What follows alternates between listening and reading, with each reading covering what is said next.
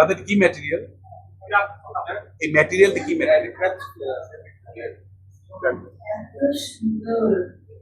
আপনারা হয়তো দেখে বুঝতে পারছেন না, এটা মানে ফ্যান্টাস্টিক একটা জিনিস বানিয়েছিলেন, ঐতিহ্যের কথার মতো আর কি। খুবই সুন্দর একটা জিনিস পেলাম, থ্যাংক ইউ সো মাচ। আর আপনাদের সবাইকে হ্যাপি বার্থডে জানাচ্ছি, আপনারা যারা যারা এই যে কাজ করেন।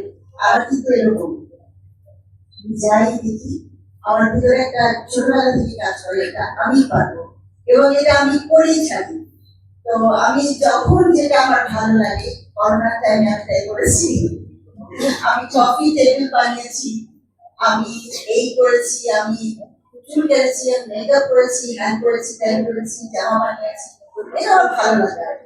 কিন্তু আপনারা যে সেটাকে একটা মানে সত্যি শক্তি নিয়ে, ইনিশিয়েটিভ নিয়ে, বেচ করে কাজটাকে আগাচ্ছেন এবং সব রকম মানসিক শক্তি নিয়ে, অর্থটা আসলে পরে আসে, বিপ্লব যেটা বলে করবো, ওটাই করছেন।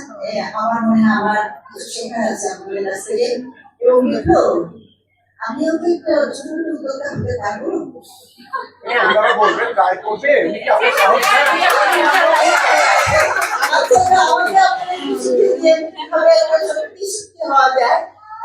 অনেক কিছু বলে, হ্যাঁ তুমি এটা করলে পেজে দিলে কি হবে না হবে, যাই হোক তাই হোক এখন বলছে, যাই হোক ভুল হোক ওটা